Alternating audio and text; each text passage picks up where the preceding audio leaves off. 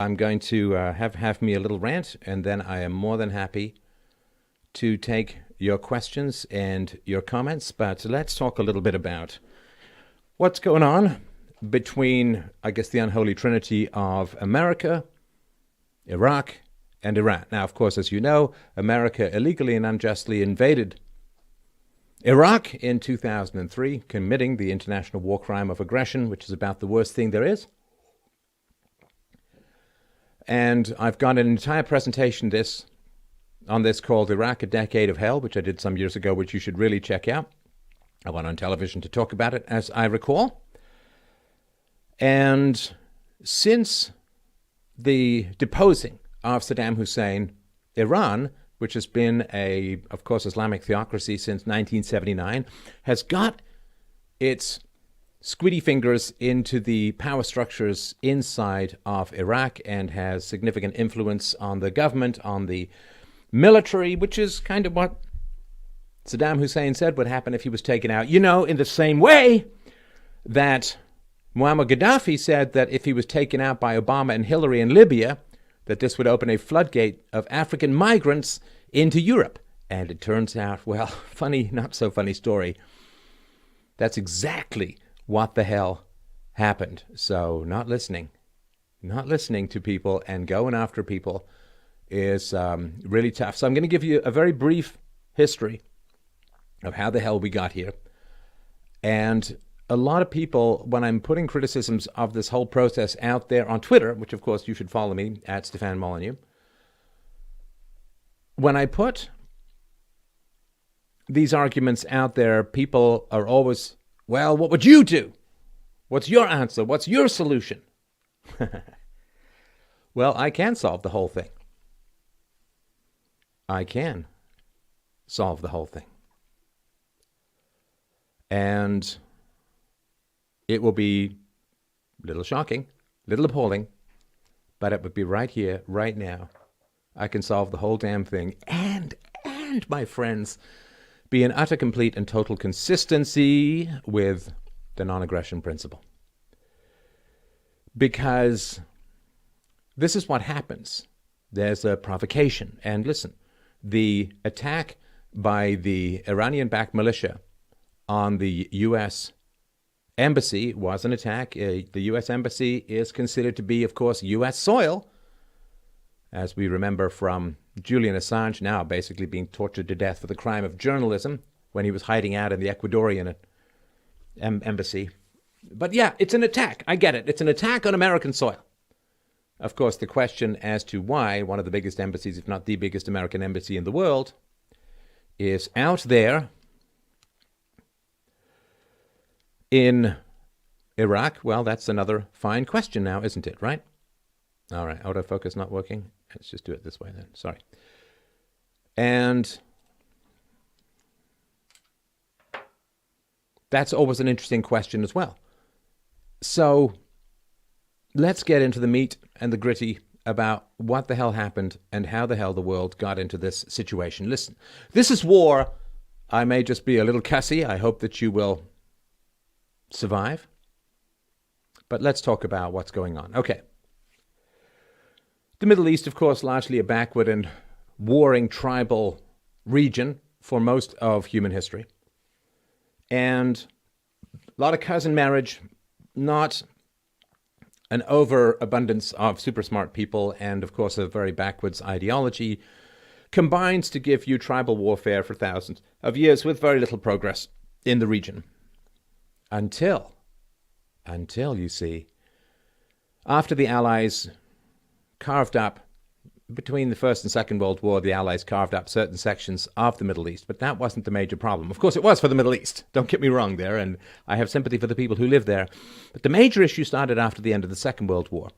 So British companies in particular had developed an entire oil industry. So back in the day, like now, you can pretty much find oil in your dog's armpit. These days, the technology for finding oil is so sophisticated, but back then, if you couldn't kind of drop a rock and see it from the surface, it was pretty hard to get, and the easiest oil to access was in the Middle East. So countries Anglo countries in particular, developed these massive oil refineries, these massive corporations that processed and shipped out oil. And of course, they paid a lot of taxes and so on. But people in the local region felt angry that all of this money was being made. Of course, a lot of it was being shipped back to British interests, British banks, British shareholders, you name it. And they got kind of angry. And so this was the beginning of socialism, or the socialist approach to nationalization. Nationalization is when a bunch of thugs who call themselves the government used the power of the military and the police to steal the assets and labor of productive people, more productive people, and say that they're liberating it in the name of the people, when of course they're just taking it over for the local oligarchy. So in Iran, the government in the early 1950s was nationalizing the British petroleum and other assets of the British. Now, why were they doing this? Because, of course, the British had been crippled and weakened by two major world wars in a quarter century. First World War, Second World War. England lost its empire. And, this is something where people say England profited so much from the empire. That's total nonsense. The average British person was crippled by the empire. And this because when England ran out of money, it dumped its empire, right? Normally, if something's making a lot of money for you, if you run out of money, you use that more. But they got rid of the empire when they ran out of money. And so because England and the Allies and so on were in a significantly weakened state, some of the Middle Eastern countries, quite a few in fact, seized the assets of the Westerners. Now that was not great. And if you've watched my documentary, which I really, really hope that you will, called Hong Kong Fight for Freedom, if you search for it on YouTube, please add my last name, Molyneux, Molyneux, just so you can actually find it, because it's kind of in the hidden kingdom these days. But you know that these kinds of trade disputes can escalate into some pretty serious business. So the British leaned on the Americans to do something about the Iranian government taking their companies, their oil companies.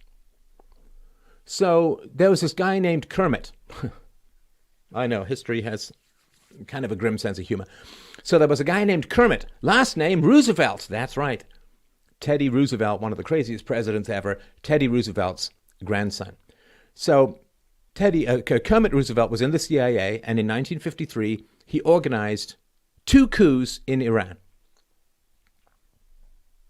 The first coup against the president of Iran failed.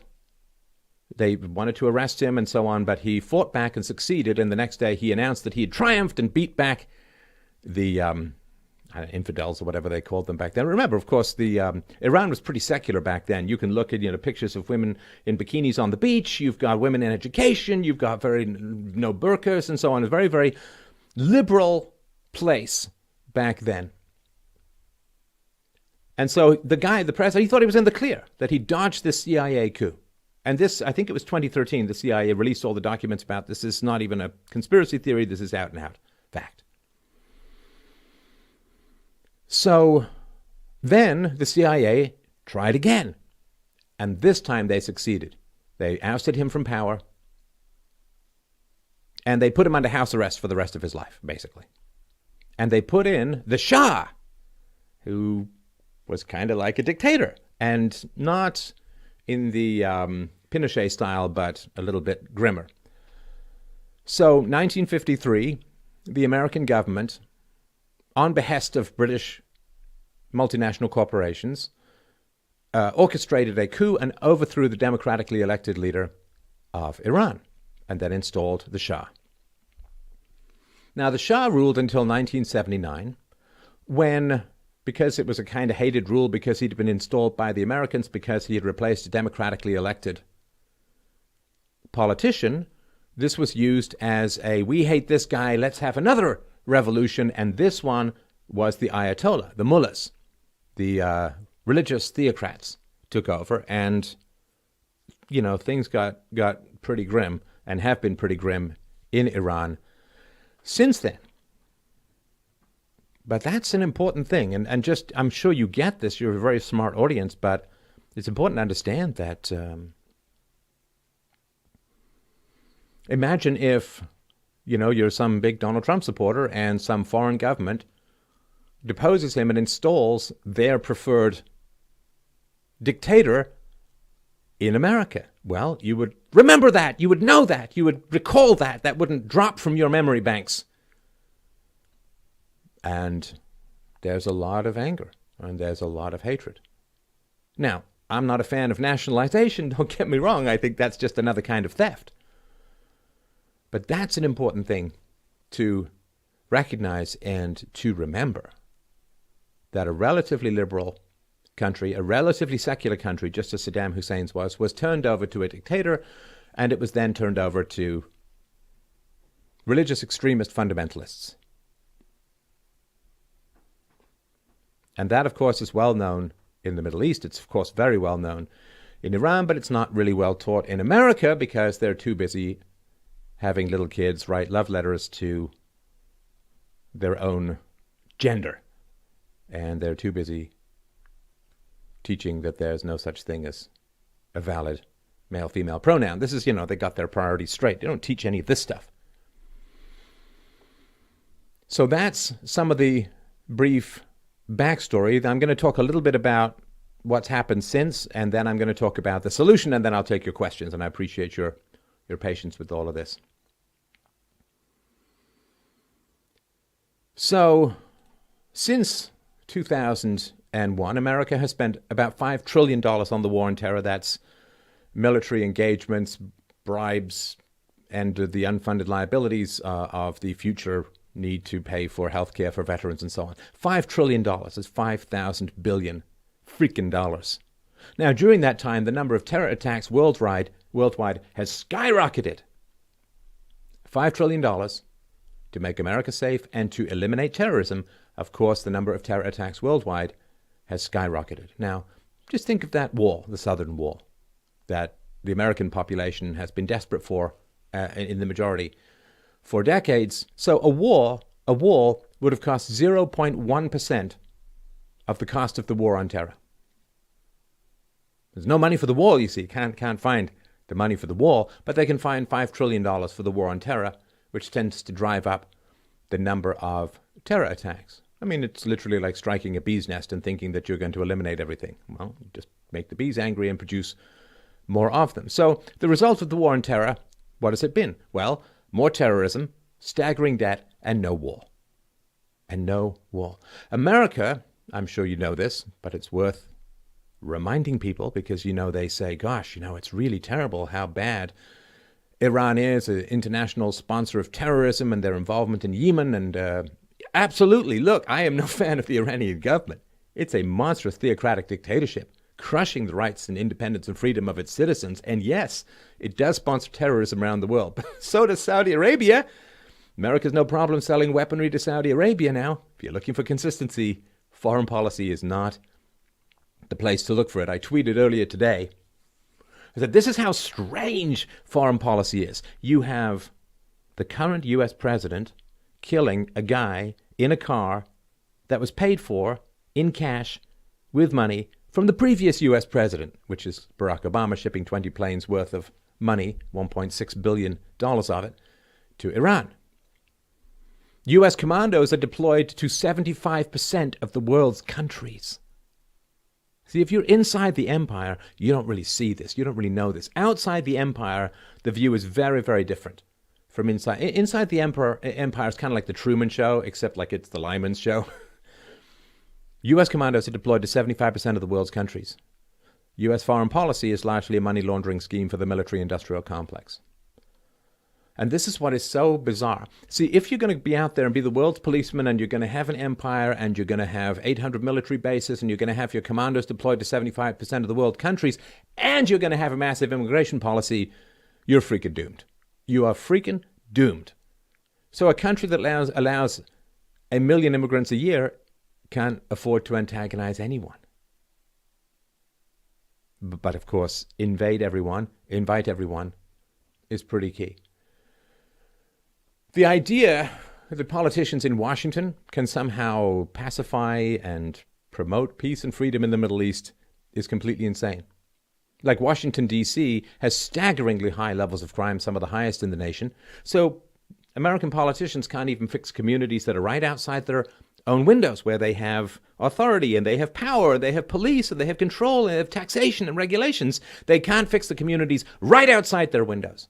But they can go halfway around the world, more than halfway around the world, into languages and cultures they don't understand, into historical complexities they don't fathom,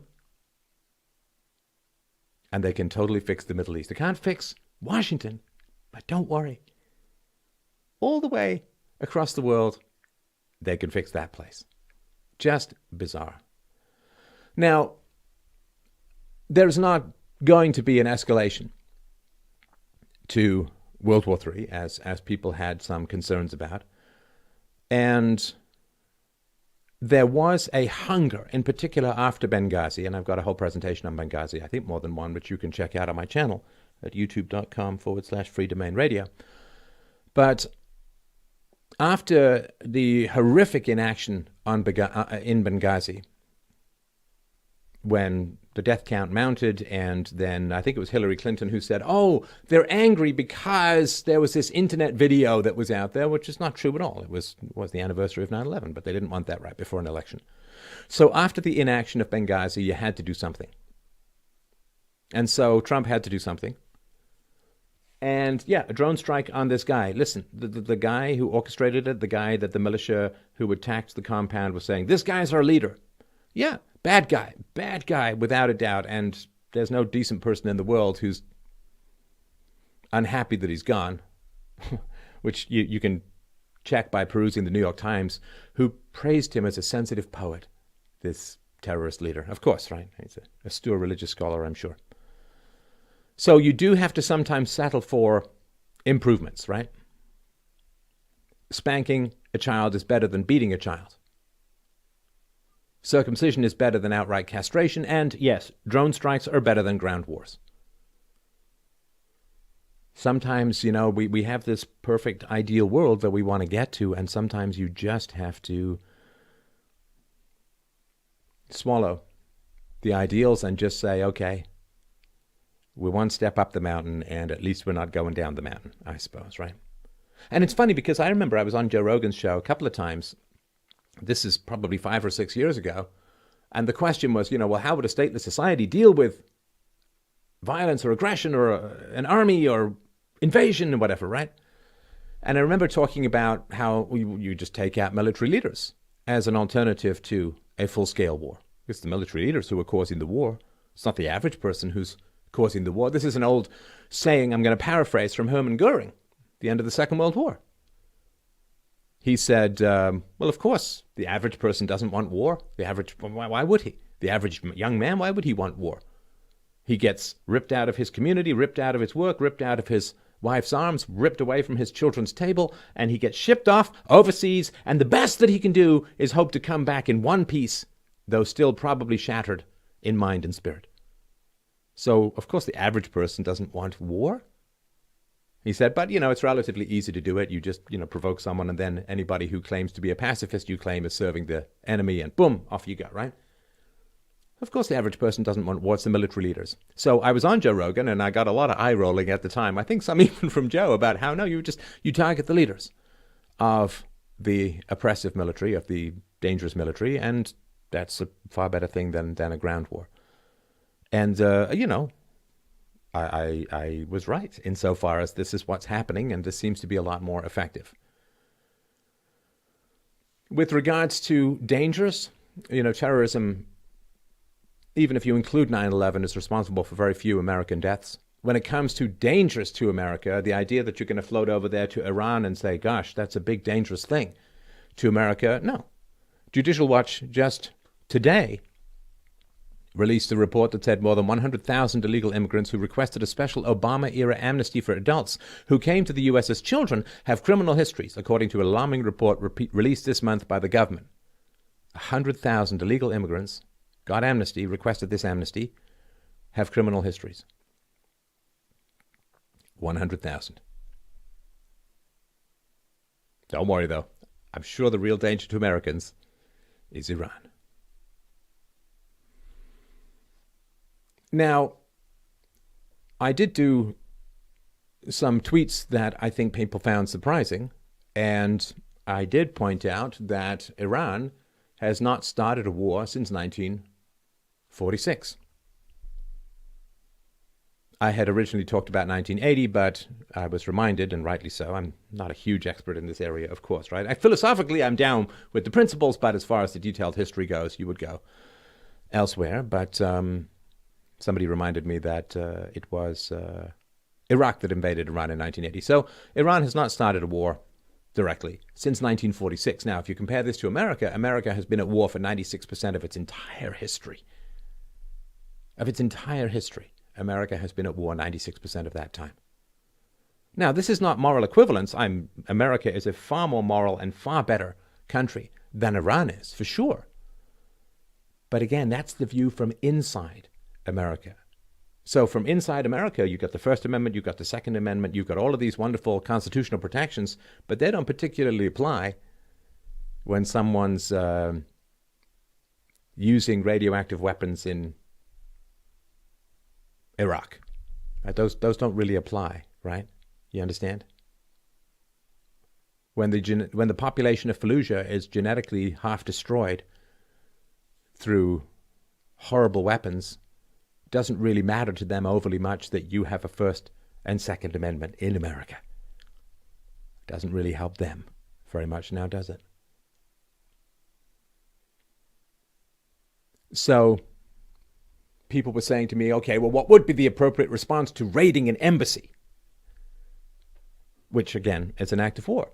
So then, of course, the question is, what somebody is saying, well, if the Iranian-backed militia raid the U.S. embassy, that's terrible, right? So then I wrote back and I said, wait, you mean it's bad to invade sovereign territory like the U.S. did with Iraq?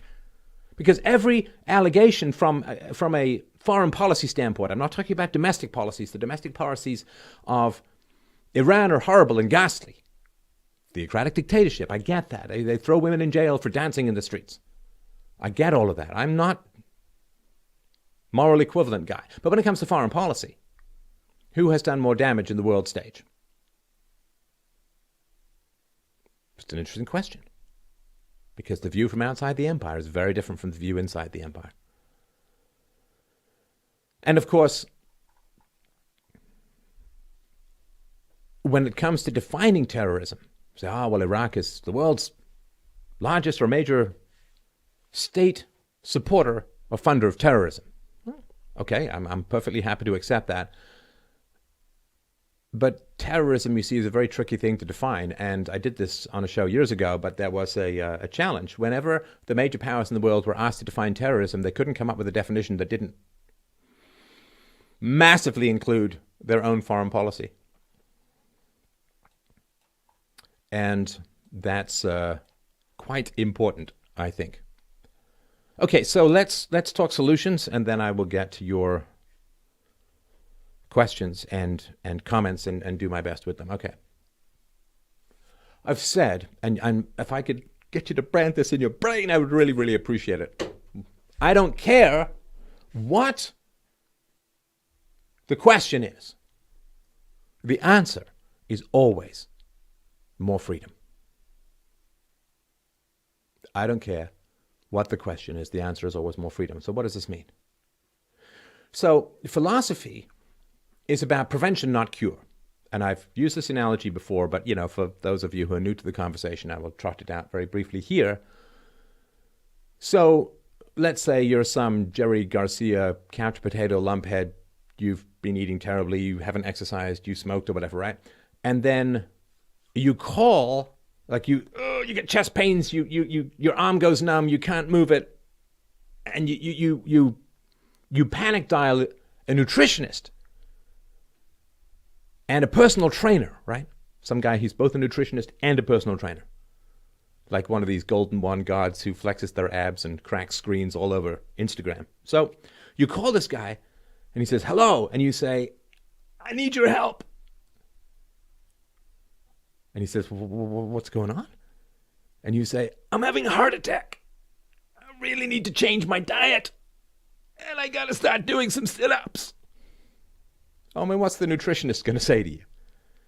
Dude, if you'd called me 20 years ago, I might have been able to help, but right now, you need to call an ambulance. You need to call 911. Because it's too late for diet and exercise to help you now. If you survive the heart attack, you can call the guy up. Hey, crisis is past. I'm going to reform my diet. I'm going to start doing some exercise. That's great. But you cannot call a nutritionist during a heart attack. Because nutrition and exercise is about preventing a heart attack, not curing one currently in progress. So if you want to know what philosophy says about all of this mess, you got to go back. Because right now, there's kind of like a heart attack situation, and people are saying to me, what would you do? Well, I would have changed what happened decades ago, which of course is impossible. I understand that, no time machines. But we have to understand how we got here so that we can change what we do looking forward, so we don't end up in this kind of dangerous brinksmanship crisis situation where people are waking up terrified of World War III, and then the Iranian response has been said, well, we're going to lodge a complaint with the UN about what America did in drone striking this guy. I think they got 2. In other words, instead of opening fire in the restaurant, so to speak, the Iranian government is calling the manager, which is interesting. And by the by, for all of the Democrats who are complaining that Trump didn't tell you about the attack before it happened, well, that's because he didn't want you leaking it to the Iranians. A lot of backdoor diplomacy going on, I believe, between the Democrats and people like the Iranians and so on. Okay, so what does philosophy have to say about this? And you know, if you hear someone's had a heart attack and they've eaten badly and they haven't exercised, then the nutritionist is going to say, oh, you know, it'd be great if you ate better and exercised, you could probably avoid this kind of stuff. And that doesn't help the guy who's currently having a heart attack, but it sure helps all the people down the road, right? So we're looking down the road. What can we do to solve this problem? Well, I will tell you what we can do to solve this problem. But first of all, we need to understand what the problem is. The problem is not Iran. The problem is not the embassy. The problem is not terrorism. The problem, believe it or not, is environmentalism. I just heard all these splody heads across the internet doing their thing. No, I will make the case. I will make the case, and then you can tell me if I'm crazy or not. So how did these theocracies gain so much power? How did the Muslim leaders, the Islamic leaders, gain so much money to spread the religion around the world? Well, of course, it's oil. It's oil money, right? So then the question is, why do they have so much oil money? Now, the answer to that is environmentalism. Now, I don't mean environmentalism like it would be great to put scrubbers on our factory chimneys. I worked in the environmental field for years. I do understand this stuff pretty well. So I'm not talking about, hey, there used to be a gas station here. We really need to clean up the gas station before we built a kindergarten. We need to clean up the soil. We need to remove the underground storage tanks. We need to clean up all the stuff that's down there. I get all of that. I'm not talking about that kind of environmentalism. I'm talking about the kind of environmentalism that so starves the West of its capacity to become self-sufficient in oil that untold trillions of dollars flow from Western, Christian, republics and democracies to Middle Eastern, Islamic theocracies. That is what I'm talking about. Why is this region even an issue to begin with? A lot of it has to do with oil and the profits that come from it. So the environmentalists, of course, it's known as the watermelon movement among people with any kind of discernment. Why? Because watermelons are green on the outside but red on the inside. And the infiltration of a formerly pretty top-shelf environmental movement, the infiltration of that by socialists and communists has been, virtually complete. Virtually complete, which is why the environmental movement has not made any sense at all for decades. It makes no sense whatsoever and hasn't for decades because it's been infiltrated and turned from its original goal of protecting the environment to social engineering and the destruction of free markets and Western countries by the goddamn communists. I'll give you a couple of examples. So, if you care about the environment, there's two things that you should oppose. You should oppose government debts, and you should oppose mass migration from low carbon consumption or low energy consumption economies to high energy consumption economies. And these two things are two sides of the same coin. You can't have mass migration without debt, because otherwise the taxes are raised too much. There's a taxpayer revolt and the mass migration stops. So you have to borrow like crazy. Now, when you borrow, you are consuming resources in the here and now at the expense of future consumption. You borrow $100 now at 10% interest, and you got to pay it back in a year. You are simply consuming $100 now in order to not consume $110 down the road. So it's a massive concentration of immediate consumption when governments borrow untold trillions of dollars. Every human life in the world is currently supported and sustained by 30,000 American dollars of debt. So if you care about the environment, you must massively oppose government deficits and government debt, and certainly unfunded liabilities as well, because that's just another future liability. If a government prints $100 billion and spends it, that's $100 billion worth of consumption of nature's scarce resources, which has to be paid for at some point down the road. It massively concentrates the squandering of resources in the here and now. So you should oppose that. But they don't. Why? Because government debt facilitates creeping socialism, because the actual price tag of socialism is pushed down to the next generation. So if you're a socialist, you're a communist, you want to continue to expand the powers of the state, then you absolutely must run the digital twitch-fingered Federal Reserve central banking printing presses from here to eternity. Otherwise, you got to raise taxes in order to pay for your massive socialist engineering. People figure it out and push back. And you can't achieve what you want, right? Debt is the drug that turns our defenses into sleeping sentries. You know, Epstein guard style. Drug gives us the delusion that the government is adding value to the economy. So if you care about the environment, you should massively oppose government debt.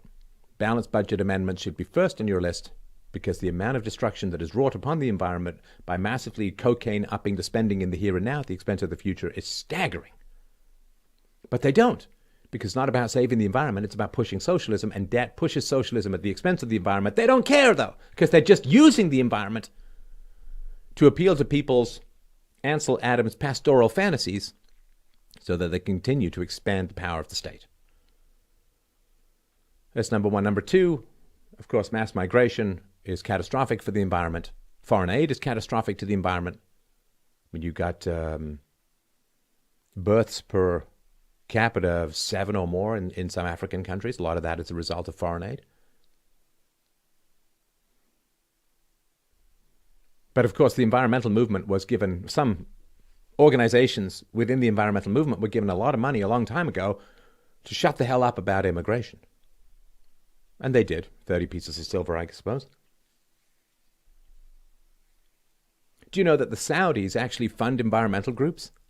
Of course they do. Do you think they want Sarah Palin's Drill Baby Drill to actually start putting up Beverly Hillbilly-style gushers in the Arctic so that America achieves energy self-sufficiency? You think they want the West drilling for its own oil and not having to send trillions of dollars to the Middle East, which they can use to expand their belief systems around the world? So the answer is always more freedom. The answer is always, always, always, always, always more freedom. Freedom to drill. Freedom to explore energy production. Freedom for self-sufficiency. Freedom from regulations. Freedom from inhibitions. Freedom from 6 million environmental reviews every time you want to move a log in your backyard. Freedom for pipelines. Stopping the massive subsidies that go into government roads. Freedom for roads to be privatized so they can charge more. For rush hour traffic, which gives people an economic incentive to avoid rush hour traffic, work from home, work different hours, you name it. Environmentalists should oppose the insane system that we have right now where women enormously profit from divorcing their husbands. Why? Because when you divorce, you massively consume nature's scarce resources. Now you need 2 houses, 2 sets of toys, a lot of extra driving. That's expensive, costly, destructive of scarce resources. So why don't environmentalists demand an end to mass migration, balanced budget amendments, and a reforming of the family courts so that divorce becomes less attractive? That would enormously help the environment. See, they're not about helping the environment. All of these 3 things, national debts, mass migration, destruction of the family, all of those serve socialism and communism. So they use your concern for the environment to extend the Nazgul wing power of the state over the sunlit valleys of your children's futures, turning them into a Stygian Mordor-style, Beijing air, smoky-lunged hellscape of the future. Now, I do know, of course, that America has become a net oil exporter. That's good. But yeah, the environmentalists and those who followed and swallowed this environmental nonsense without a critical thought or mind, oh, you skeptical of the current extreme left-wing environmentalist movement wherein, several key people in the movement want to get the human population down from many billions to 500 million or less. That's quite a minus sign they got going on there. Somebody was talking about, I don't know. This is sort of a side thing, though. It does lead back to the same topic. So, some guy was like, well, Steph, you're boring because you retweet yourself. It's like, yeah, duh. Of course I retweet myself because not everyone's following my Twitter account 24/7. I mean, you should be. Don't get me wrong. You should be. But not everyone is following my Twitter account all the time. Of course they're not. So if I had a really good tweet in the morning, I will retweet it at night. Of course. I mean, I'm not dumb. Just go listen to Tom Likas about why he repeats things on the radio. Because people get out. They get out of their car. They go get a coffee. They get back into their car. They've missed a bit, right? And of course, I was told this by a guy who had 60 followers, and I'm trying to be nicer on Twitter. I'm really working on it, but I did say, please tell me more how I should manage my Twitter account so I too could end up with 60 followers, right? And people got really mad at me. Oh, that's terrible. You're bullying this guy. It's like, it's a dick measuring contest. It's like, no, listen, if you're going to tell me how to lose weight, I expect you not to be fat.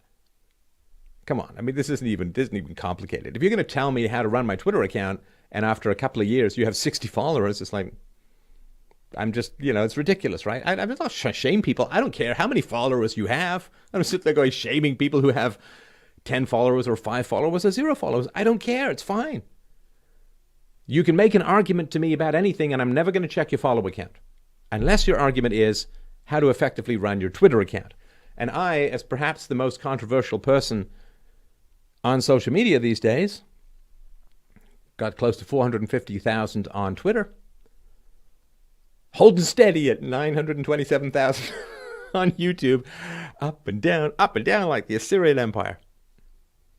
Anyway, so people were accusing me of bullying this guy because I quoted his Twitter account when he was telling me how to effectively run Twitter followers when he was telling me how to effectively run a Twitter account. I said, you're bullying the guy. And I'm like, bullying? What are you, crazy? I'm quoting his number of followers as relevant to his claims of expertise.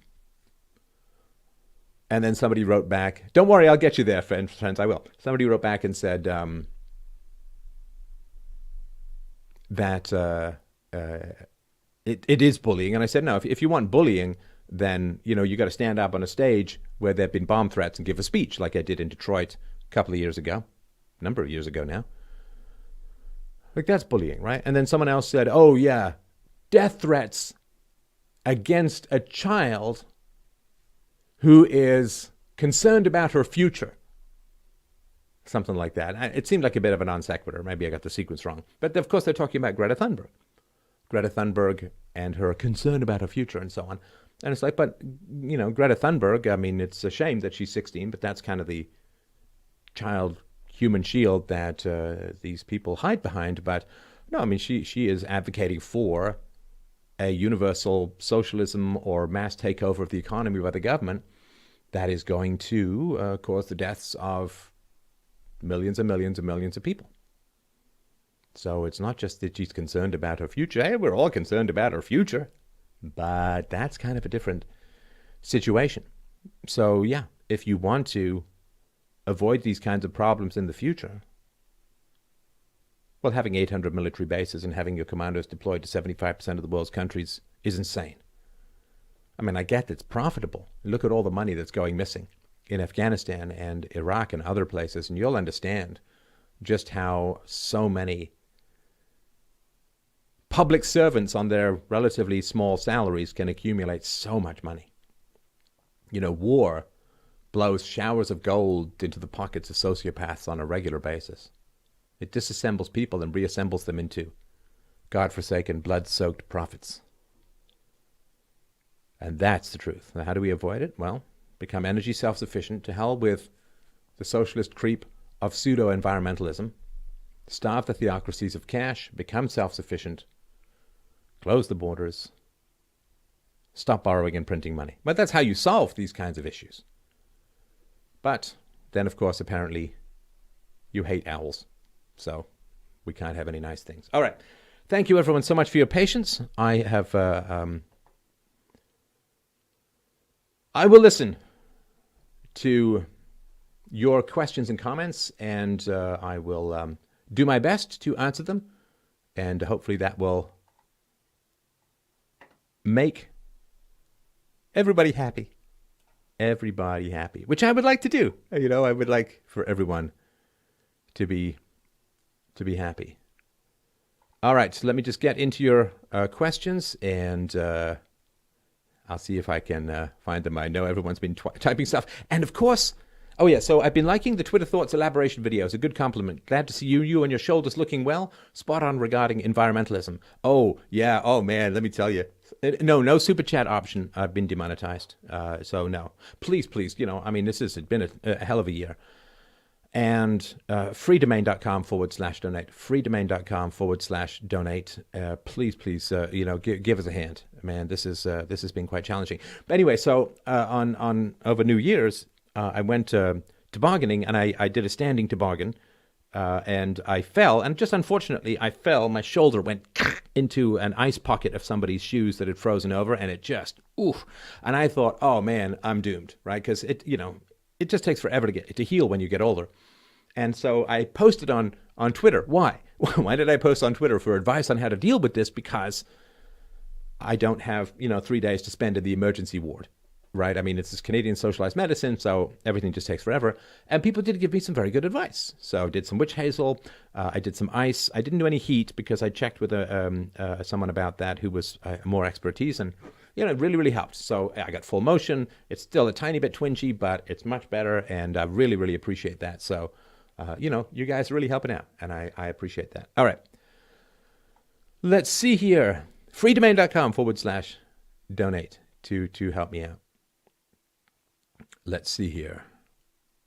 My favorite is Jordan Peterson. You're gaining. Jordan is pretty powerful, and I really, really appreciate that's a very, very kind thing. Have I made any videos on Teddy Roosevelt? It's funny. I'm really torn about videos at the moment because my inbox is and listen, I really want to hear what you guys think. I mean, it's a conversation, right?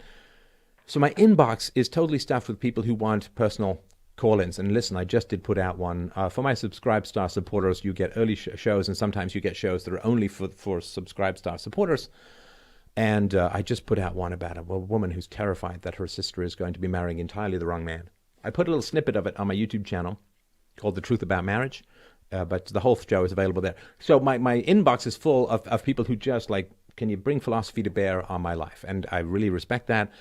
And, I can do those shows with a little bit of research, kind of off the cuff, so to speak. I have a lot of experience with that kind of stuff. Doing something on Teddy Roosevelt is going to take like a week. And, it's a little tough, to be honest, because, the YouTube algorithm has me so buried. I've become like a dinosaur bone or a complete Tyrannosaurus or something like that in terms of being able to find me on YouTube. So it's a little tough to put a lot of work into a video and not get much results. I mean, the Hong Kong documentary was really poured heart, mind, body, soul, and bucks into that, and yeah, it really got buried. So again, you can follow me on BitChute. I'm on LBRY, lbry.com. You should check that out. I'm on a wide variety of different places, so you can check that out. All right, let's see here. When does the AMA start? Oh, sorry, right about now. Where is John Kerry? Well, there is, of course, some thoughts that John Kerry did some backdoor diplomacy, which I don't believe is particularly great at all. And Obama sent $125 billion to Iraq. Okay, just to clarify that, that's not really true at all, right? So there were, I think, about $150 billion of Iranian assets that had been frozen, and an international consortium unfroze them, and so on. So if you're thinking about the money that Obama sent directly to Iraq, $1.6 billion is the most accurate figure that I've seen in cash, and that is pretty nasty.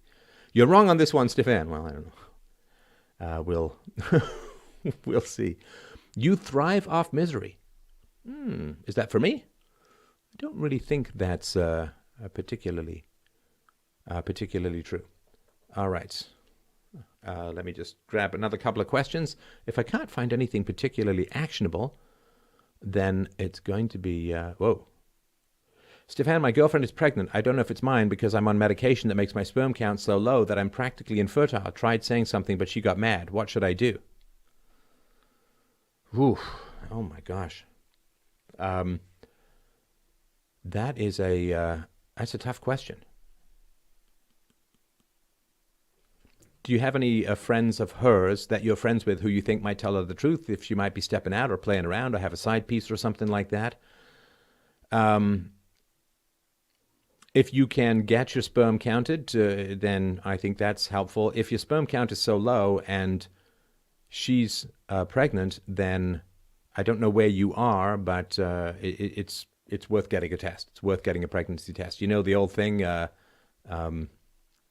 mama's baby is daddy's maybe, and that's an important thing. But yeah, you've got to get it checked out as best as you can. And again, I don't know what you can do, but all of that. So let's see here. I'd appreciate it if you had anything to say about making sense of dreams, how you developed your approach, what resources inspired you, what should people know about dreams?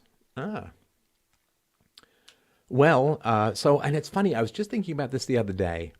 Back in the, it seemed slightly less cliff edge and more playful days of Freedomain, back when it was Freedomain Radio, I used to do dream analyses with people who would call in, and I found it, fascinating. And I think dreams are incredibly powerful and incredibly important.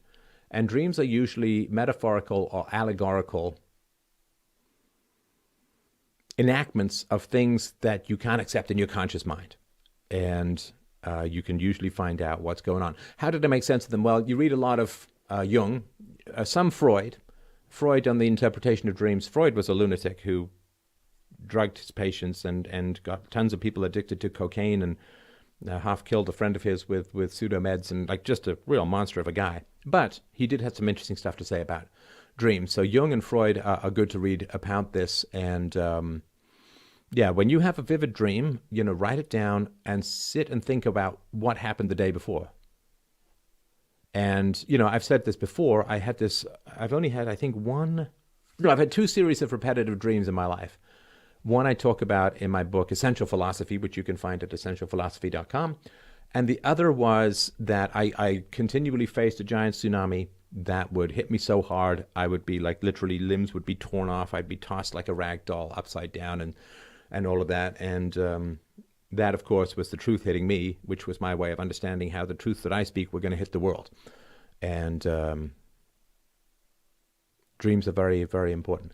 So please focus on them. If you have a good therapist too, I worked on my dreams quite regularly. I had an entire cast of characters in my dreams that showed up on a regular basis, and it was quite the long-running show while I was in therapy for about a year and a half. So I have them all written down as well, all of my therapy notes. Anyway, somebody says you should have Bill Whittle on to talk about Iran. He predicted years ago the stuff that's happening.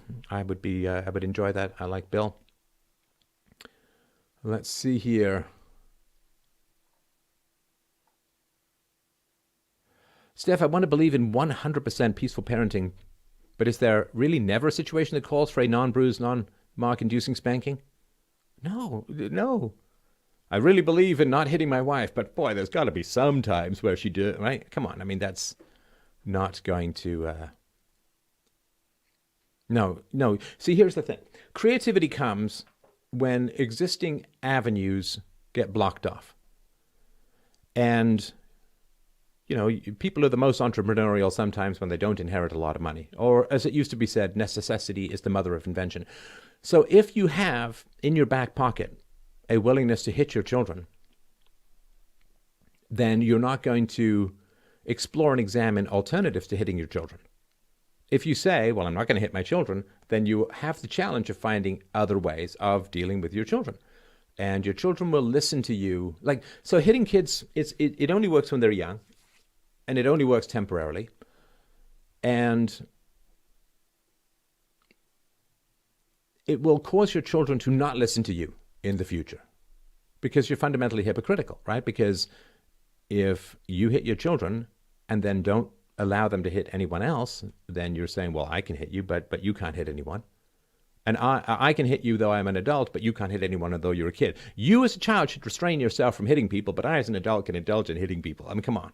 It's not going to work. And it's really going to... You'll get some compliance when they're young, but it's going to... You know, parenting, sorry about all glasses on, glasses off. Parenting is all about the teenage years. Everything is just preparation. You know, like flying is in generally, if you're not JFK taking off late and JFK Jr. taking off late in a horrible storm and probably fighting with your wife, then flying is mostly about the landing and parenting is mostly about the teenage years. And if you hit your kids when they're young, you will pay and a half when it becomes teenagers. So just really try and avoid that. Okay.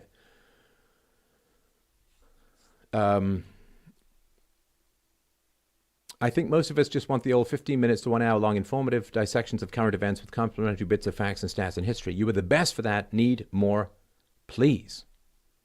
Well, I appreciate that. And I mean, it comes to, do you want fewer shows if there's more detail in it? I mean, I've been working on the truth about Immanuel Kant for quite some time. Would you ever debate Ben Shapiro at Politicon? I would, but I don't think Ben Shapiro would debate me. And, you know, that's not some sort of big tough guy call out. I just think that he would not. So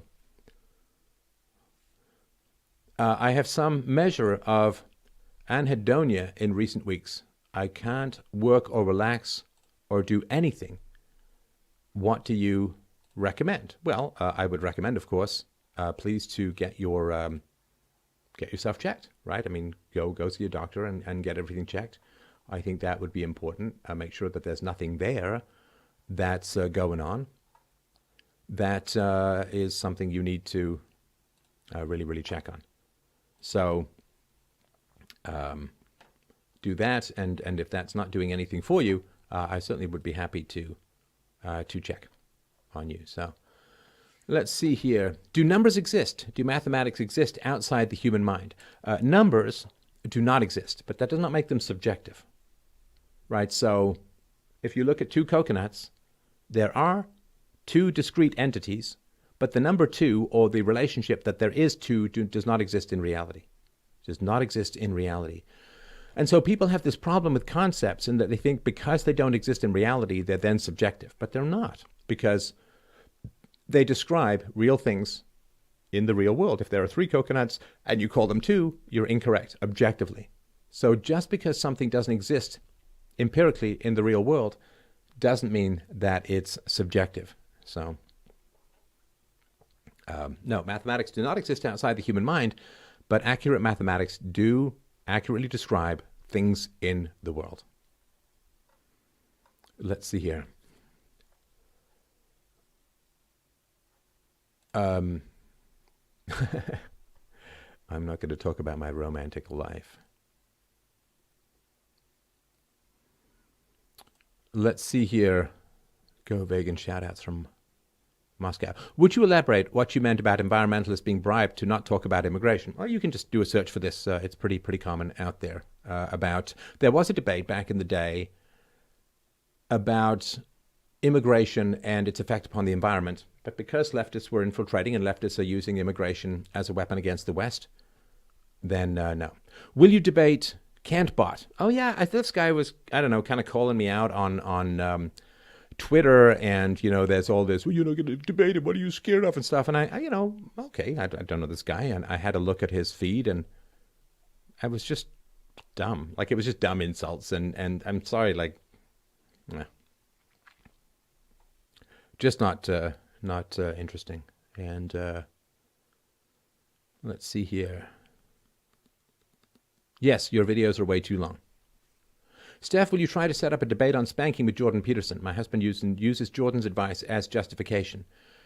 It's tough. The reputation shredders have been kind of at work on me over the last little while, and it has been, it is a challenge. So they're trying to sort of push me out of mainstream debating situations, and whether they're successful or not, I don't know. So I think that I may be too smeared to do sort of mainstream debates at the moment, which is sort of the point and purpose, but I would certainly be happy doing a debate about that.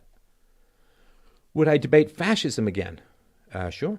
Would you debate Jay Dyer? Now, Jay Dyer, it's interesting because, he has been around as a debate sort of suggestion for a long time. And so here's the thing. I wouldn't in particular debate Jay Dyer because I'm not really sure how much we would disagree with at the moment. And given my very positive thoughts and feelings towards Christianity at the moment, I wouldn't necessarily want to start hitting people in the faith solar plexus, so to speak, who are Christians. So what is your favorite inspirational quote? That's a good question. It's a good question. I will think of that. What were the free market solutions you used to fight your cancer?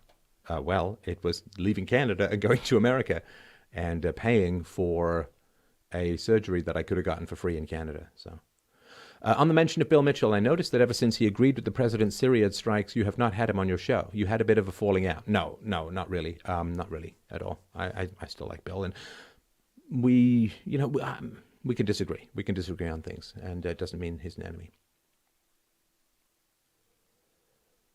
Let's see here. How would an anarchist state work? Okay, so I've got a whole book on that called, well, you should start with Everyday Anarchy, and then you should go to Practical Anarchy, which is there are 2 free books available at freedomain.com. Would I do a show with Black Pigeon Speaks? With no particular opposition to it. And look, if you want, here's the thing, take life into your own hands. If you want to set something up, set it up, set up a subject, contact both people, don't be passive about it. Would you debate destiny? Well, that's sort of come up before, and I got a comment from someone who knows him that he was just, what did he want to debate? White supremacy or some SHIT or something like that? It just seemed kind of like, right? Not focused, not intellectual or anything like that. Steph, where do you get your information on race and genetics? I'm a person of mixed ethnicity, Asian, Caucasian, and Native North American, and think it would be a benefit for me to know about this. So I've got a whole series, www.fdrurl.com/IQ. That's a bunch of stuff that is important. I'm of mixed ethnicity as well, because I'm Irish, half Irish and half German. So I'm also mixed ethnicity, just not mixed race. So anyway. Hi, Stefan. I'm a rhetorician. Can someone really be a great philosopher without being a great rhetorician and vice versa? Well, that's interesting. So I was a good and creative programmer and designer of software and so on, but it didn't really matter if I couldn't sell it. It didn't really matter if people didn't want to have me come and present. And, when I would go and give presentations, it's funny how the business world really did help me in the sort of online philosophy world, because when I was in the business world, I would sort of travel sometimes 2-3 weeks a month, go out and after I'd finished the coding and we'd release the software, I'd then go out and sell it. And I would have to engage people in very abstract software discussions and try and be entertaining and engaging and all of that. So I had a lot of sort of quote, public speaking, and I did present in conferences from time to time. So that really did help. So it does matter that you're able to, give that spoonful of sugar that helps the medicine go down. It really does matter. You sort of think of those Flintstones vitamins. I'm sure they're not great for you or whatever, but when I was a kid, kids didn't want to take their vitamins, but they had these chewable Flintstones vitamins that were kind of like candy, and maybe they were terrible for you, but as far as getting kids to eat candy, it's not, to eat vitamins, it wasn't so bad. So I think that it is important that you know how to turn a phrase. It is important that you can try and work some humor into what it is that you do. It is important that you learn how to work with analogies. And it's funny because analogies, for me, they're like a waking dream. They pop into my head, and 9 times out of 10, they're very effective. 1 time out of 10, they aren't, in which case I sort of make a joke about it because that's just the nature of the beast. So yes, you do need to study rhetoric. You do need to study persuasion, and Scott Adams is very good at this. You do need to study how the human mind works, and you do need to find a way to get people to engage with what it is that you're doing. And it is important to study human communication as well as reason and evidence. So, yes. All right, next documentary idea. Well, I've got a couple of ideas. I certainly want to do the history of philosophy. For those of you who watched, I think it's down at the moment, Hoaxed at hoaxedmovie.com, I did a little bit at the end on Plato's Cave. I really enjoyed that, and I would really like to do a history of philosophy. I do want to create more beauty rather than just analyze the decline, grin through the catastrophes. So I would very much like to do that, which would mean going, of course, to Europe and other places, and that would be expensive, but I would really, really like to do that. So that's interesting. I would like to go to more Eastern European countries and figure out what they're doing, because Poland was fascinating to me and revolutionary in many ways. And I'm also quite interested in the Yellow Vest movement, though I understand that would be risky in a way that even Hong Kong wasn't. So I'm certainly happy to hear more ideas, but that's, it's funny, just over a year, 3 documentaries is quite a lot. That is quite a lot.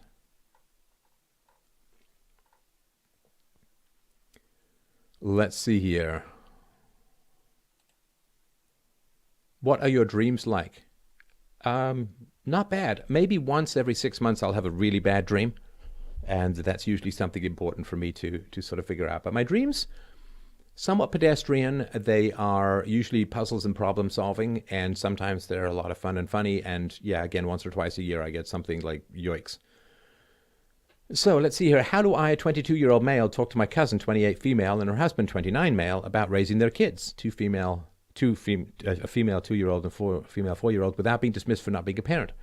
Her oldest attacked my mother, 56, and my grandmother, 83. Oh my gosh.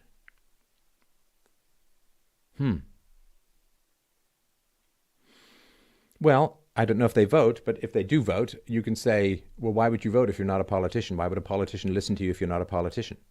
You can ask the woman if she's ever given advice to a man, and then you'd say, well, why would you give advice to a man if you're not a man? Right? And so you can just point out that reason and evidence is supposed to cross these particular experiential things. Does an oncologist actually have to have gone through cancer in order to give advice on how to treat cancer? Well, of course not. Does a personal trainer, has a personal trainer ever had to be fat in order to convince someone to lose weight? You don't need the direct experience if you have reason and evidence. So I think you can make that. Is the German side of your family from Dresden? Well, my mother was born in Berlin, but my grandmother was killed in Dresden. So there was moving around a lot. Hey, Stefan, my wife and 2 children are proof of your work or you work. I appreciate that. I hope that's good. I'm sure that's good. Steph, would you be interested in debating Kurt Doolittle on propritarianism? I'm sorry, I have not. I've heard propritarianism floating around, and I really do need to spend time to do that. So I'm sure I would be fine, but I haven't done it yet. Steph, I've been taking the Olavio de Carvalho philosophy course. Sorry about that. Olavio de Carvalho philosophy course. What do you have to say about him? Would you do a show with him again? I would. Trump has appointed over 150 judges. He's transformed the court. Do you think the deep state will see justice? See, I mean, the reason why, in my humble opinion, the reason why the deep state has not seen justice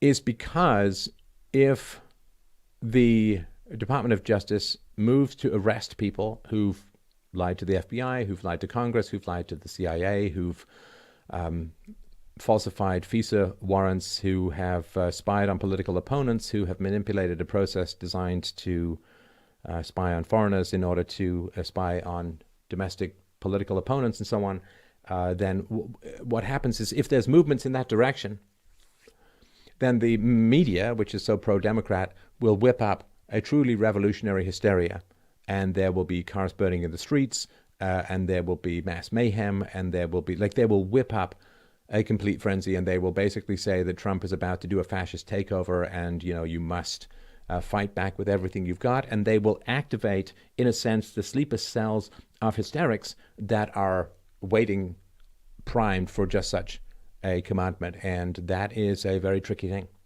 a very, very tricky thing to manage. Of course, the people who run the laws knows that there have been massive law breaking on the Democrat side. I mean, just look at the, just the presentations that I've done on the spies in Congress and the Alban brothers and so on. I mean, it's crazy, right? But there is a genuine risk of massive social destabilization. I mean, on the levels of, but more widespread of, perhaps even of, when Rodney King was acquitted and there were these riots in California that caused tens of millions of dollars of damage and got people killed, and I think over 1,000 people got injured, and it was just complete mayhem for days.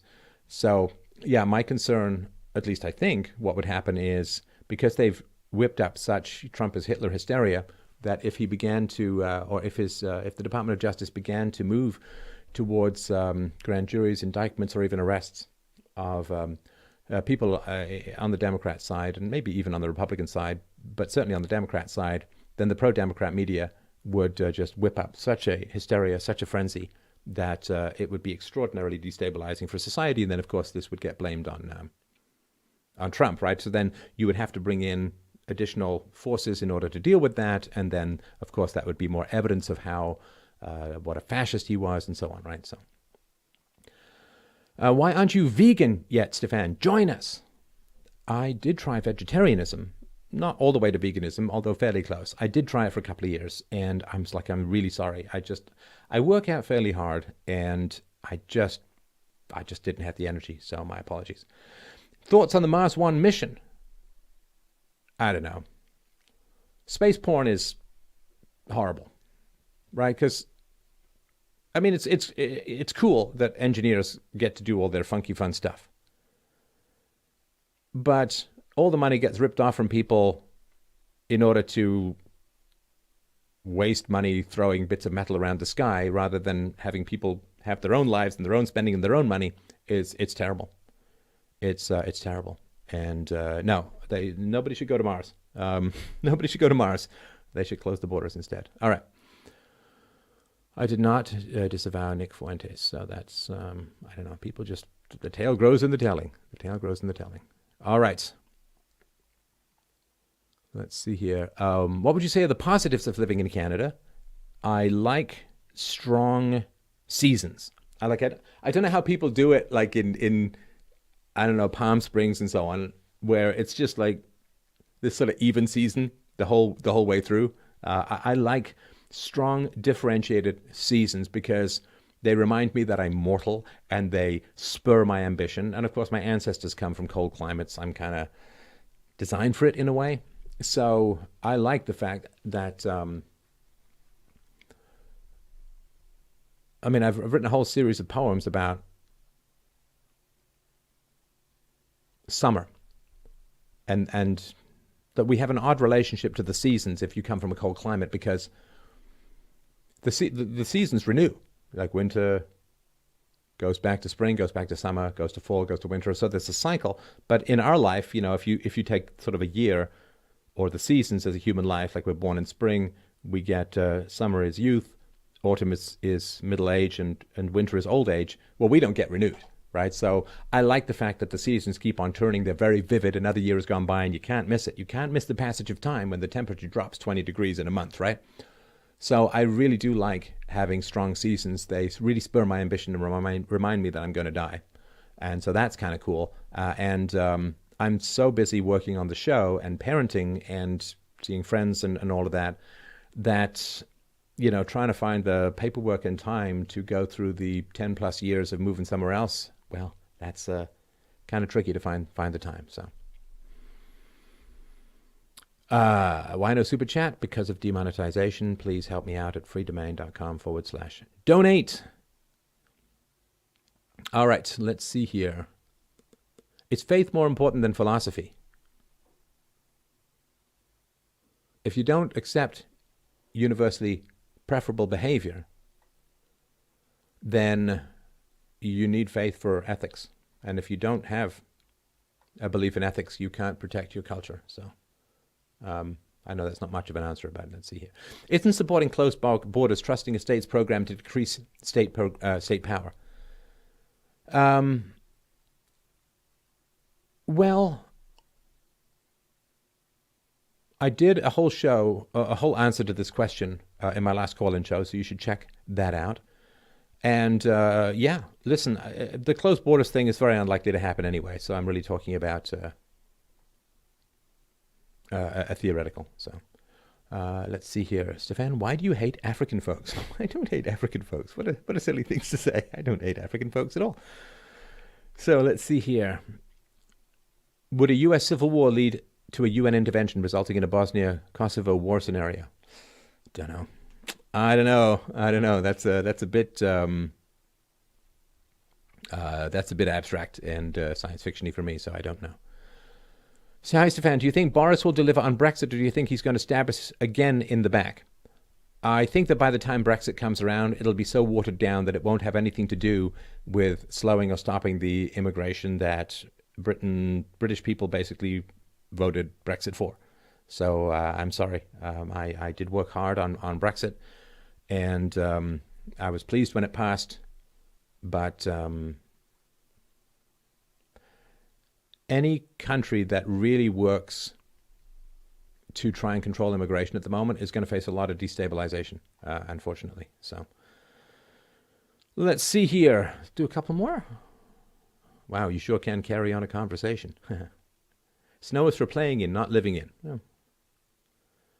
But veganism isn't about us, Stefan. It's about the animals. It's a moral baseline. Please reconsider. Animals are suffering so much. Please help us help them. And I get that. I really do. If I could, I mean, I really do think that it's important for me to have energy to do what I do. And let's see here. Thank you for your work. I've donated on Subscribestar/freedomain. So subscribestar.com/freedomain. Daniel says, I've donated on subscribestar.com/freedomain and left a whopper of a comment. And sorry, no, listen, I check my Subscribestar messages first. So thank you very much. I appreciate that. Oh, that's an interesting question. Sorry, like the other ones weren't, but let's see here. Tony says, Stefan, most male relationships I have are mostly based on playful shit-talking of each other /banter. What does this mean /how to move past? And I get that. I understand that. And there's nothing wrong with that. So shit-talking with males is a way of showing confidence. It's a way of hardening yourself against insults and toughening up your skin. You know how like a boxer will pound on the punching bag in order to toughen up and put calluses on his knuckles or whatever, and so it toughens you up. And there's nothing wrong with the sort of play fighting, which is incomprehensible to a lot of women, but it's sort of natural to men. But it can't be the only thing that you're doing. So it's tough though, because a lot of men, they show affection with this sort of shit talking. It can be a problem. I actually had to end a friendship some years ago because the guy was just, all he would do is talk about stories wherein I came off looking bad, and it became kind of compulsive and kind of weird after a while. So I talked to him about it, but he just couldn't seem to undo it. So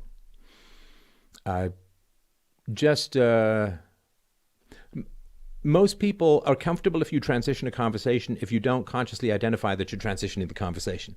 So if with a friend you just say, in all seriousness, that there is something on my mind I could use your advice on or something like that, right? Then most people will be like, okay.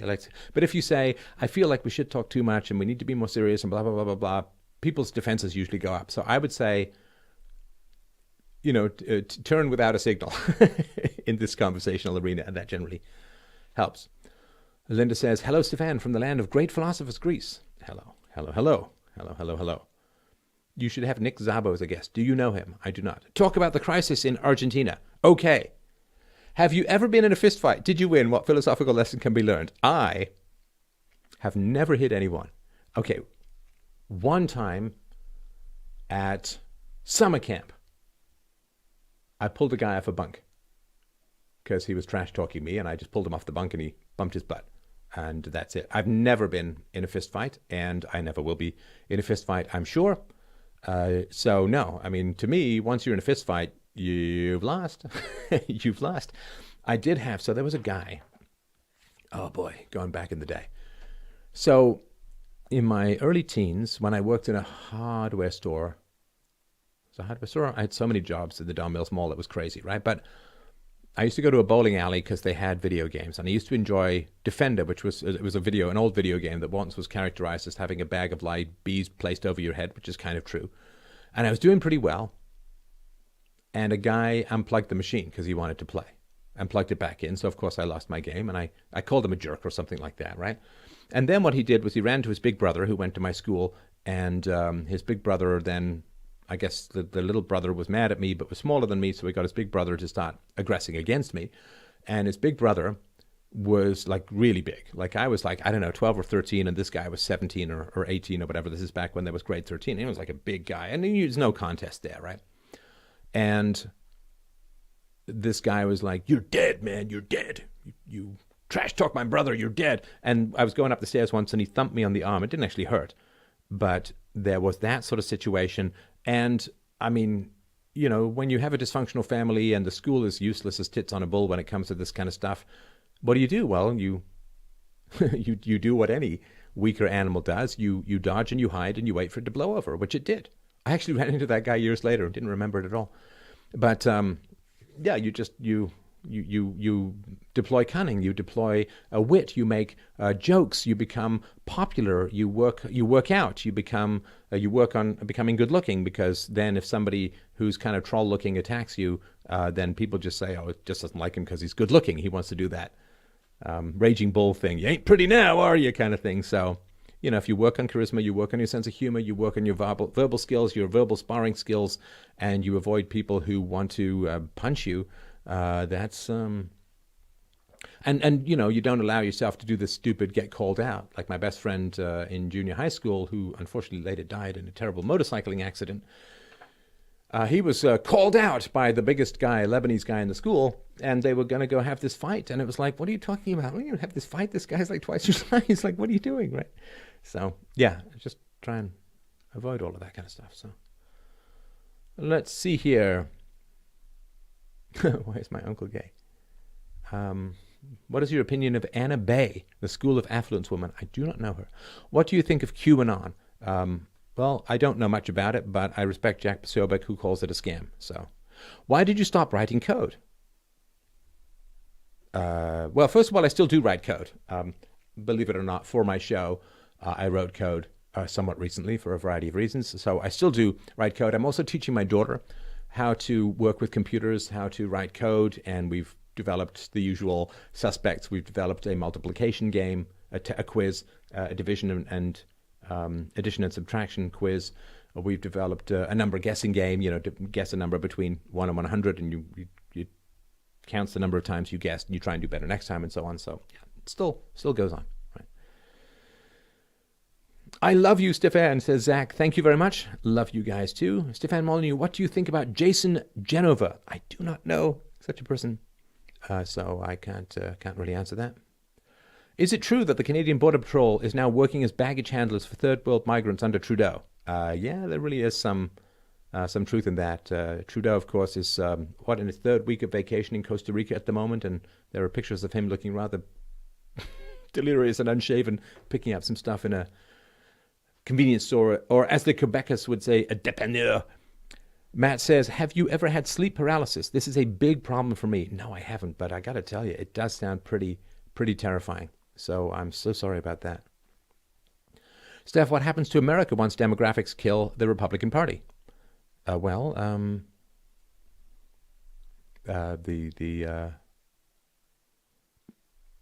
people who rely on the taxpayers will overwhelm the ability of the taxpayers to pay. There'll be a wrenching social change, and things will realign themselves in some manner.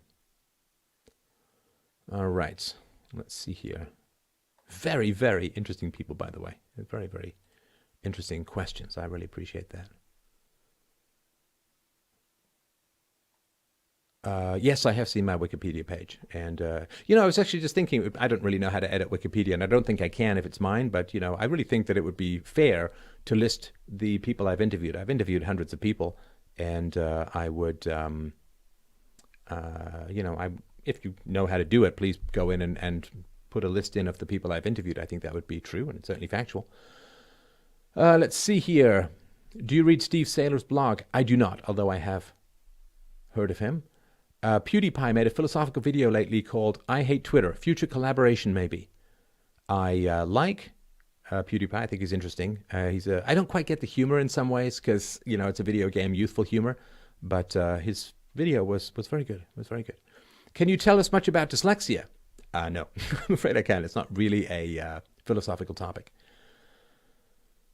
Let's see, Stefan, I'm MGTOW. What do you think? I've been able to accumulate over $7 million in the last 10 years by avoiding women.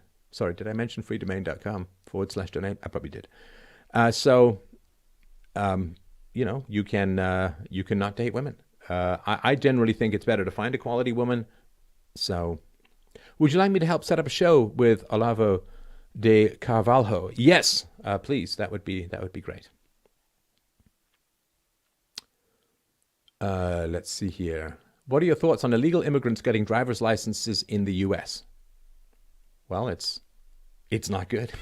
It's not good at all. So, what do you think about completely legal immigrants from the U.S. coming to Canada? I just think that immigration needs to. It needs to stop. It just needs to stop as a whole for quite some time, and see what happens. Let's see here. All right, let's see here. Stefan, have you smoked weed? I never have smoked weed. I've never tried marijuana, and I never will try. I used to have this kind of joke, like, okay, in the old age home, I'll try heroin because it really seems cool. People seem to love it, but I wouldn't want it to mess up my life. But I don't think that will ever happen, of course, right? Plus, it's not legal, so I wouldn't, right? Is war likely with Iran? No, I don't think that it would. I think that there would have been a slow rinse escalation of boots on the ground under Hillary, but not under Trump, which is, again, one of the reasons why there are some benefits to having Trump in as opposed to something else. All right.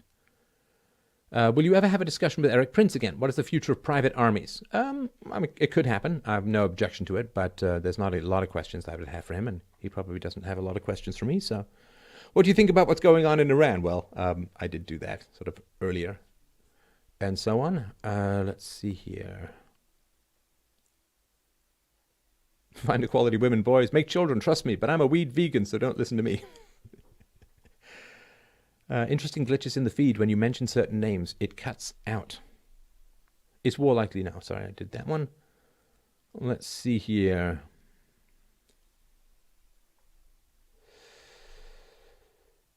Stefan, what are your thoughts on the ketogenic Inuit diet? Unsustainable or better than the standard carb-filled diet? I tell you, I'm sorry, you guys stepped on a landmine of dieting frustration for me. I have tried switching up my diet a number of times, and other than really cutting out sugar as a whole, I've not found much that makes much difference.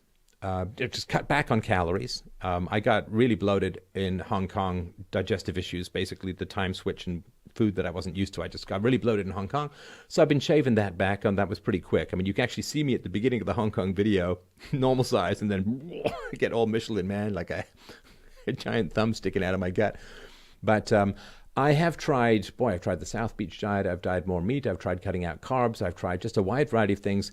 Nothing really seems to change that much. Again, other than, you get over 40, 45 in particular, you just got to cut out the sugar. I mean, it's just something that it's a youthful kind of fun thing, but you can't really do it when you get older. So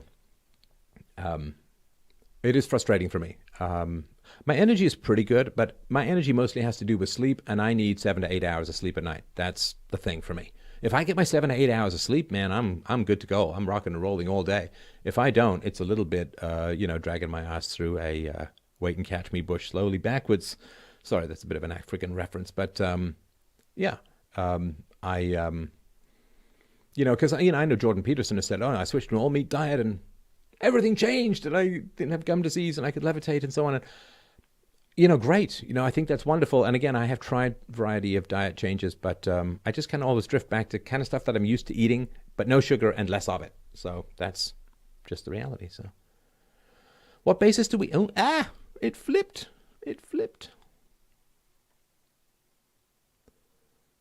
Let's see here. Who do you think will win the Super Bowl? Who will win the Super Bowl? Everybody who doesn't watch the Super Bowl. Those are the people who will win the Super Bowl because it is such a waste of time.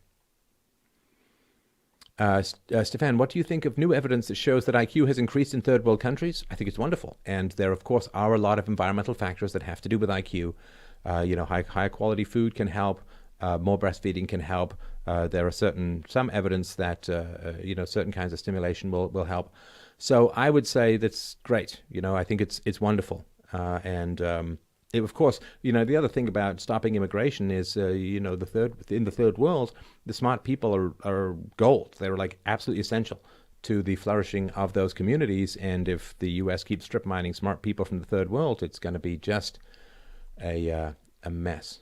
All right, let's see here.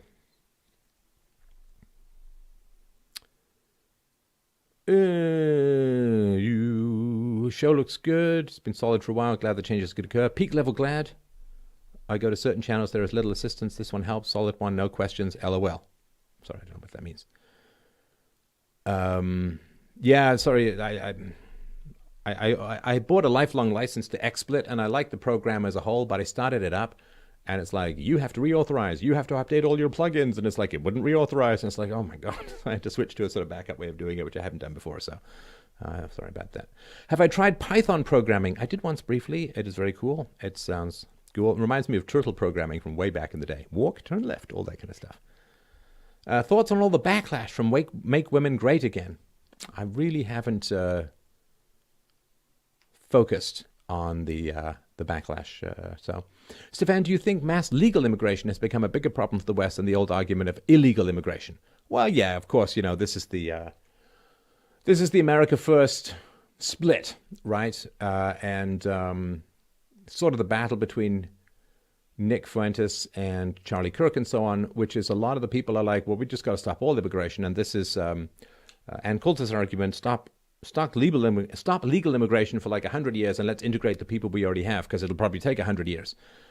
And so this question of like, well, the problem is illegal immigration, but boy, legal immigration is really, really great. And Charlie Kirk had let's staple a green card to people's diplomas who come from overseas, and he backed off from that after a variety of pushback from it. So,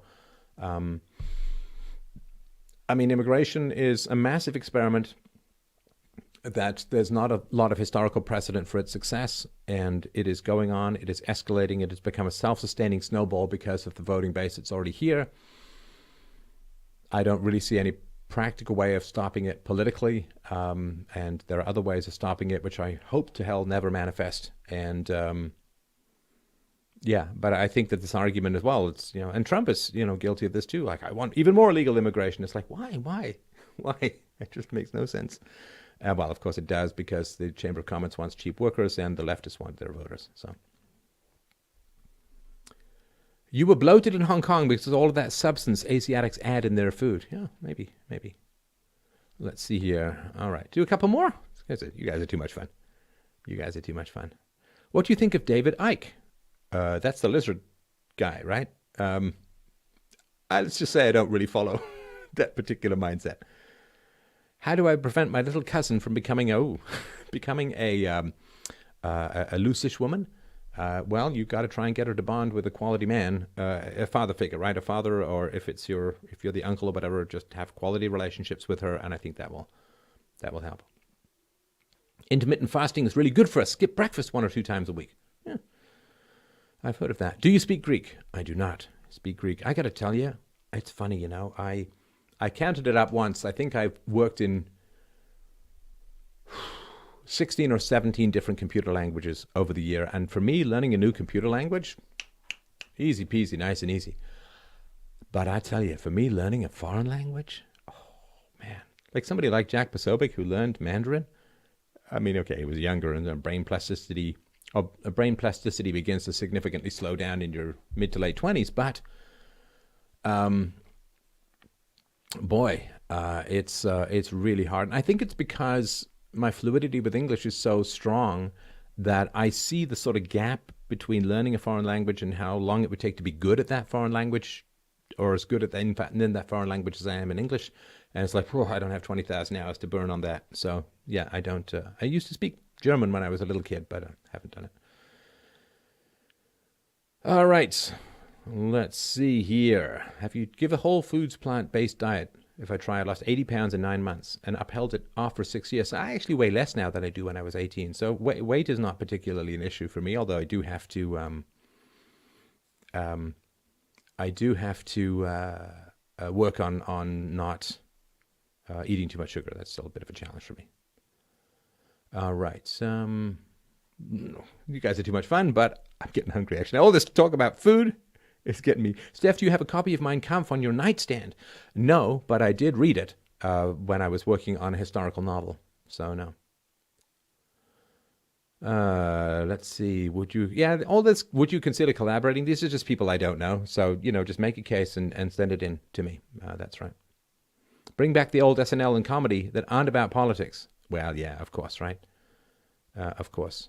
But everything gets taken over for political ends, and the more powerful the government gets, the more people want to take it over for their political ends. So I'm afraid that won't happen.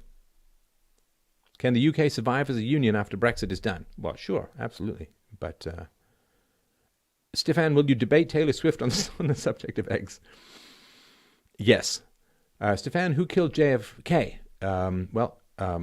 Roger Stone makes a very good case that LBJ had a lot to do with it, and you should read that book.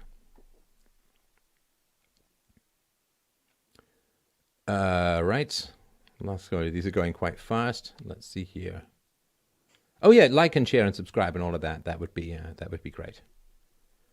You get immediate feedback when learning a new programming language and interaction. That is usually not the case for natural languages. Yeah, that's kind of true. And of course, once you know one computer language, it's just a matter of syntax for the others. So, all right. Let's see here. Stefan, one issue with your argument against the existence of God. You claim there is no God while simultaneously being an effing god of philosophy. Now, that's what I call an argument. Have I read any good books lately? So, the book I read most recently was Loserthink by Scott Adams, which I did enjoy. It's very good. So, could you make another video about mythical creatures, e.g. werewolves? Yeah, that would be great. Your 21 Studio speech was amazing. Yes, thank you. That's what men really want to say to women. I really appreciate that. Thank you. What is my IQ? Never been tested. Stefan, have you ever spoken with Owen Benjamin? I have done some shows with Owen Benjamin. Stefan, I watched your Elliot Rodger video and I realized I'm a lot like him. How to prevent turning myself into such a crazy person because I feel so much frustration and aggression exactly like he did. So, if you want to solve problems of aggression, and please understand, if you feel a thirst or a need or desire to harm people, please talk to a professional, call a helpline, check yourself in to emerge, do what you need to do to keep yourself safe, to keep society safe, and so on. So this is just obviously idiot amateur hour from the internet. But please, if you have a desire to hurt yourself or to hurt others, get professional help, get the help that you need. It's there and it can be very helpful. But what are you really angry at? There's someone, usually, in your life that you're really angry at. But if you have usually a culturally conditioned belief that it is absolutely immoral, wrong, and evil to get angry at that person, then you have all this anger within you. But you have no outlet for it, because if you attach anger to its proper object, the anger then works to keep you safe and it dissipates. Right? This is really, really important. So let me sort of give you a silly example. So let's say that you're in the woods and you see that there is a wolf on your right and there is a squirrel on your left. Now, in a sane universe, you would be scared of the wolf and not of the squirrel, and you would move away from the wolf and towards the squirrel. But let's say society has conditioned you that wolves are lovely pets and squirrels are dangerous, rabid monsters that one bite or one scratch or even being in proximity to them will cause you a fatal disease. Well, what you'll do then is you'll move away from the squirrel and you'll move towards the wolf, which is exactly the wrong thing to be doing. So the reason I'm talking about this is that, let's say, and we're talking about Elliot Rodger, right? So let's say that you're mad at your mom and she was abusive or whatever. It's just a theory, I don't know, right? But let's say that you're mad at your mom and your mom was abusive. Well, then you're angry at your mom, you're scared of your mom, and you have every right to be, because she harmed you enormously as a child. Now, if you have a socially conditioned belief that you simply cannot be angry at your mom, it's wrong to be angry at your mom, she did the best she could with the knowledge that she had, you have no right to be angry at her, and you must forgive her, and so on, you must never raise your voice in anger, you must honor your mother and your father, blah, blah, blah. Well, then what's happened is your anger has been thwarted by cultural programming and conditioning. Now, your anger being thwarted doesn't mean that your anger just mysteriously goes away. It means that instead of having a rational fear and anger of a particular person, you then will become angry at society in general. It will be diffused. Your fear will turn into a generalized panic or anxiety disorder, I believe, or paranoia or something like that, right? Your anger, what is it for? It is there to keep you safe. Anger is the immune system of your heart. It is supposed to set boundaries. It is supposed to keep you safe. And so the reason you'd be angry at your mother is so that somebody who had harmed you, like your mother, you'd get angry at that person, you'd be angry at that person, you might confront that person or not, but if you can rationally work through that anger and accept that anger as something there to help you with regards to someone who's harmed you in your past, then your anger will keep you safe. Chronic anger is when propaganda has interfered with our natural desire for self-defense to the point where we're not safe. We're not safe.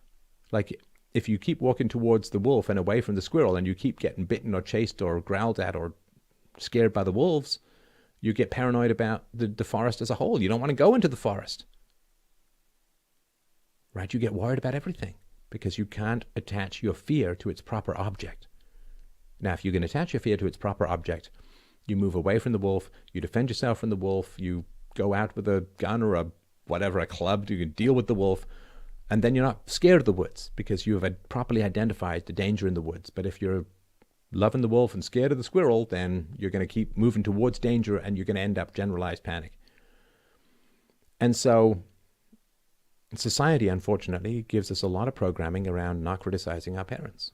Well, of course, society serves the needs of parents. Parents pay bills, parents pay taxes, parents buy things. And so society as a whole caters to the needs of parents, not of children. Right?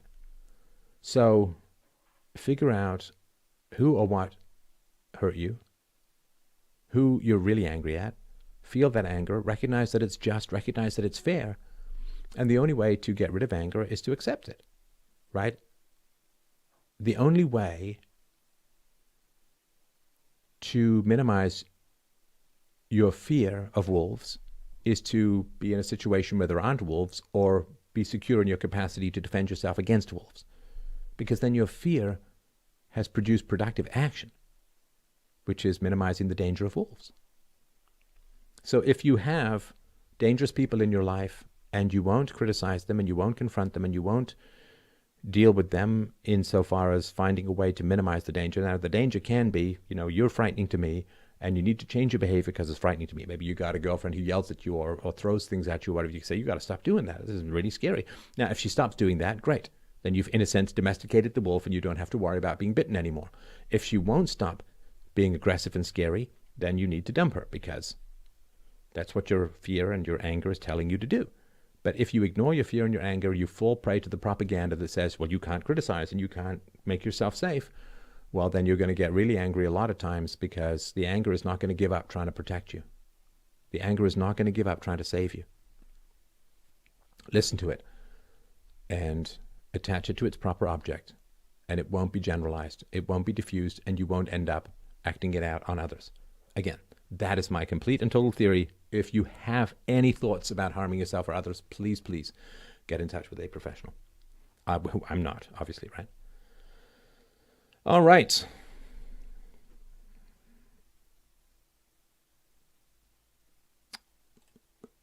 Very interesting. Very interesting.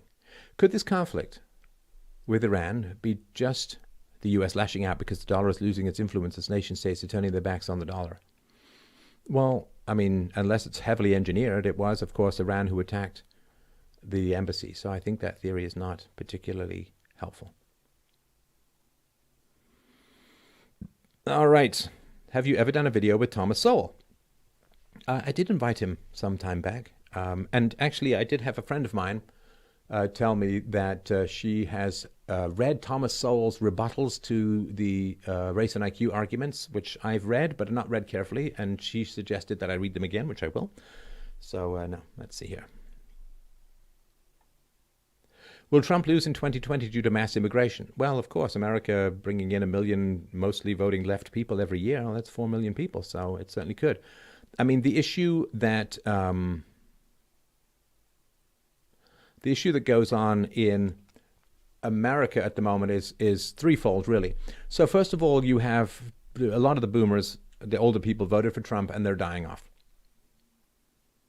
And that's pretty significant. The second is, of course, massive immigration, which may not give you the vote right away, but it certainly affects the communities that you move into. And the third, of course, is election cheating, right? I mean, this is, to me, illegal immigrants getting driver's licenses and getting votes. That's a form of cheating, ballot stuffing, so to speak, shipping people all over the place. I think it was Project Veritas who revealed all of that in one of their great videos. And 120-year-old people voting, and Judicial Watch is doing a great job of trying to get voter rolls cleaned up, but it still has to be up into the enforcement. So it's a big problem. So it's a big challenge. It's a big challenge. All right. I saw the email about doing a call-in show. I will work on that. Hey, Stefan, I emailed you about doing a call-in show about being a 24-year-old black male still living with parents, failing to launch, feeling inert, and I'm in desperate need of a phone call with you. All right. I will look for that. And if you're in desperate needs, I will move you up in the queue and all of that. So thank you very much. My favorite language? Oh, it's Visual Basic. It's just, sorry, that's just old school for me. Well, it's very old school, I guess, right? Hi, Steph. I became both an anarcho-capitalist, firstly, and then an atheist due to your free books on freedomain.com, and I've never looked back. It's been about 6 years now. Thank you. Thank you. I appreciate that. It's very, very kind. All right. Have you read The Hiding Place by Corrie ten Boom? No, I have not. What are your thoughts on Jocko Willink? No idea. No idea. Is Steph Baby Yoda grown up? Let's see here. I'm more fond of C# and C++. I don't know C++ very well at all. And believe it or not, I actually started in assembly, or assembler. All right. Is he reading the chat? I feel like I should be wearing a tie. That's pretty funny. Can you do a video about the Kalergi plan? Oh, I've heard about that. I think that there's tons of videos out about that already, so I don't think I would be able to add too much. Could you face Joe Rogan in the octagon for betraying you? Well, look, isn't he a martial arts guy? I mean, frankly, he'd kick my ass. So, debate, yes. Martial arts, not so much. Not so much. All right. Stefan, is it wrong not to have children? No. It's fine to not have children. I mean, I think it's kind of... I mean, lots of people can't, and that's fine. They can devote themselves to other ways of improving the world. But it's kind of... People talk about overpopulation, but I mean, I think it's basically just people are lazy and they would rather hedonistically enjoy the moment than build a family, which is a huge amount of work and all of that. And I think it's just a real It's a real shame for that. And of course, everyone who's alive has benefited from somebody having and raising them. And if you like being alive, I mean, pay it forward, for heaven's sakes. Michael says, what's your new donation platform? I've yet to migrate from PayPal. So freedomain.com/donate, or you can go to subscribestar.com/freedomain. All right. I think that we should, I got to eat. So, all right. Thanks, guys, so much. I really, really appreciate that. And it's a wonderful evening to chat with you all. A very great pleasure. And have yourselves a wonderful evening. And I'm not going to do another donation request. You heard freedomain.com/donate. And I will see you on the next live stream. Don't forget to follow me on Twitter at Stefan Molyneux, because that's where I kind of announce these things, and also the call-in shows, which I'll do a little bit more. I'd like to come up with a regular time to do it, and if you have any thoughts about it, just let me know on Twitter. And thanks, everyone, for your great, great questions and comments. It's always such an enormous pleasure. I never know how to end these things on the right timing, so I will just do my very best, because I'll stop it here, and it won't quite work at the same time on YouTube. You love all these technical details, don't you? Mwah! Lots of love from the blue room, formerly the white room, formerly the red room. And I'll talk to you soon. All the best. Stefan Molyneux, out and about.